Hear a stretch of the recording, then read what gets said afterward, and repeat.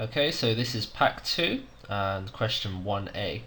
Calculate the area of these circles. The formula for an area of circle is pi times the radius squared. The radius for this circle is 7, so it's pi times 7 squared. If you type that in on a calculator and then round it to one decimal place, you'll get 153.9 centimeters squared. For this second one, we're going to do pi times 10 squared. We're going to use 10 because the diameter is 20, so the radius here will be 10, so pi times 10 squared, and then round that off, 314.2 centimeters squared. Now if you got those right, feel free to skip question B. If you got those wrong, you may want to practice question B for a few more to have a go at. So here's question B if you need it. And for this one we will do pi times 13 squared, since 13 is the radius. That gives 530.9 centimeters squared. And for this one it would have been pi times 5.5, because 5.5 is the radius of this one, and that comes out as 95.0 centimeters squared. Okay, question 2a, this is a Pythagoras question. We need to do 10 squared, which equals 100, and we need to do 5 squared, which equals 25. Since this is the long side, here, 10, which this arrow points at, we are finding a short side, so we subtract. If it was a long side, we would add, so 100 subtract 25 is 75, and then finally to complete the question, square root 75, and round that to one decimal place, you'll get 8.7 centimeters. And try question B if you need to. So for this one, we're finding the long side this time. It's pointing at the hypotenuse, so x is the long side, so we'll do 7 squared, 49, we'll do 4 squared, 16. This time we'll add these up and get 65, and then to complete the question, square root 65, type that on your calculator and round it off, 8.1 centimeters.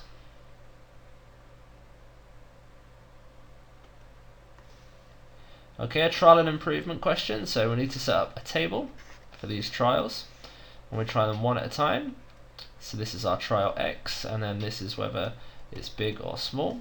So let's try x is 6, since we've been given that one. So on your calculator you'll type 6 squared plus 2 times 6, and you're going for 53. This one comes out as 48, which is too small.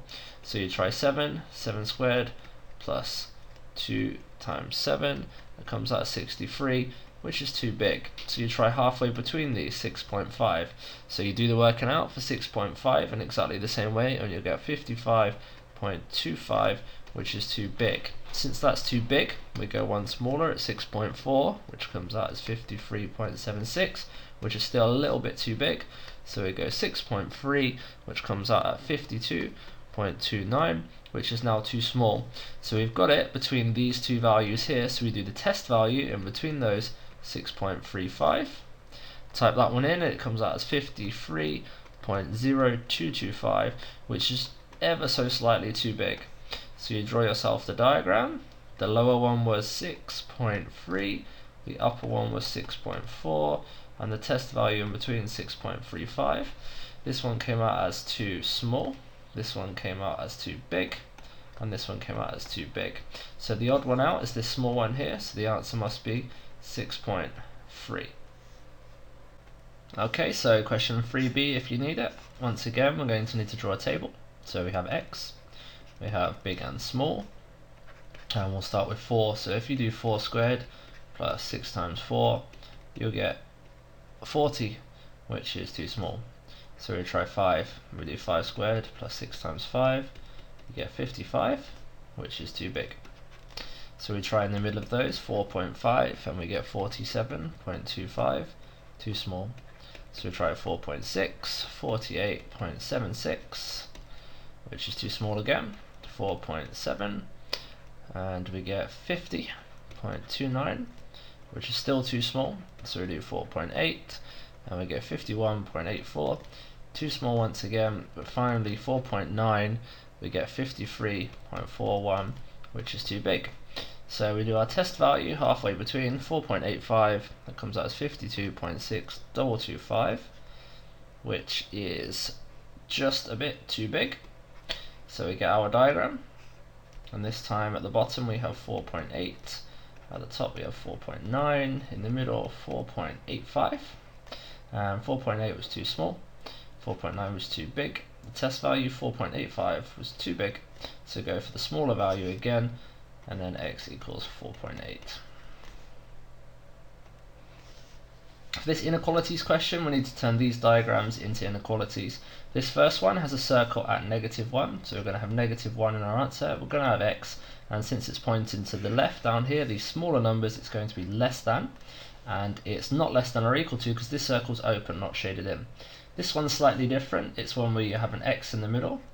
You draw both of these signs, only the lower sign has got a shaded in circle, so it's less than or equal to, and then we just put the numbers on, 1 and 3. Question 4b if you need it. So we have x is greater than or equal to, because we're going this direction now, we're talking about numbers bigger than 0, and it's equal to because the circle is shaded in. For this one again, we have one where we've got an x in the middle, we've got these, we've got less than or equal to on this one because it's shaded in, and then the numbers 1 and -2 that come from here and here. Question 5a, find the area and perimeter of these shapes. So we'll do area first of all. That's the number of squares, so 1, 2, 3, 4, 5, 6, 7, 8, 9, 10. So we have 10 centimeters squared. For perimeter, we pick a point to start at and we go around the outside of the shape. 1, 2, 3, 4, 5, 6, 7, 8, 9, 10, 11, 12, 13, 14. So 14 centimeters. It's 5b if you needed it, so in the same way for area, 1, 2, 3, 4, 5, 6, 7, 8, 9 centimeters squared.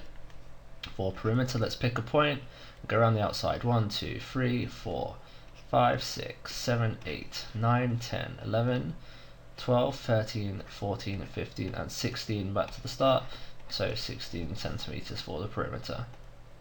Question 6a, how many sticks are in the nth pattern? Let's count how many sticks are in each pattern and write that down. So in this one we've got 1, 2, 3, 4, 5, 6. In this one we've got 1, 2, 3, 4, 5, 6, 7, 8, 9, 10, 11. And this one 1, 2, 3, 4, 5, 6, 7, 8, 9, 10, 11, 12, 13, 14, 15, 16. So this sequence going 6, 11, 16 is adding 5 and adding 5, which must mean it's a 5n sequence, but it doesn't start at 5, it starts at 6, so we need to add 1. So there are 5n plus 1 sticks in the nth pattern.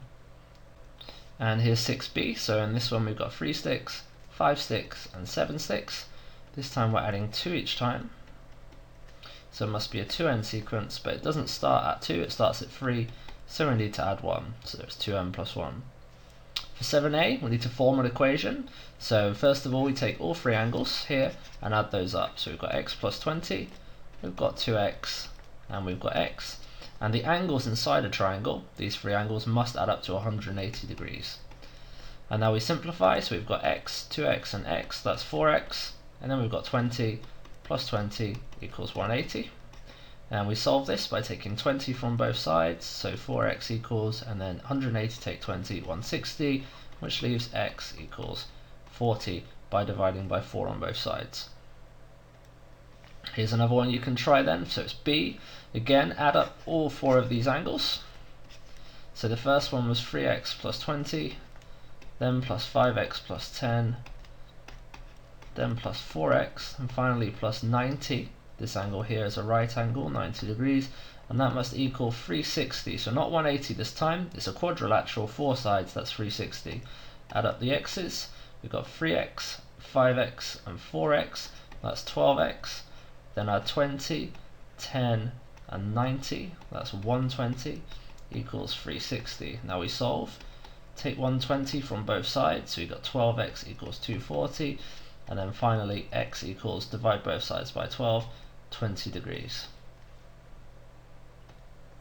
8a, calculate the volume of this prism. First of all, we find the area of the cross section on the front, which is this triangle. So we do 6 times 3, 18, and then 18 divide 2 equals 9. So on the front we've got a triangle which has an area of 9 centimeters squared, but this shape is 4 centimeters long, so we take that, times it by the length 4, and we get 36 centimeters cubed as the volume. Here's B if you want to try it in a similar way. Work out the area of this front cross section. So it's 8 by 10. So 8 times 10 equals 80. Then 80, so this front face here is 80 centimeters squared. Times that by the length 7 equals 560 centimeters cubed.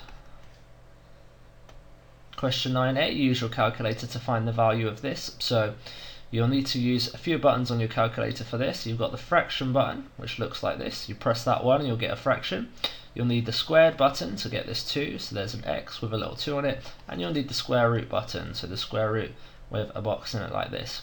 If you press all of those and get that formed up and type in equals, you should get 5.3881536.7. Notice it says write down your full calculator display, so write down every digit that's on display.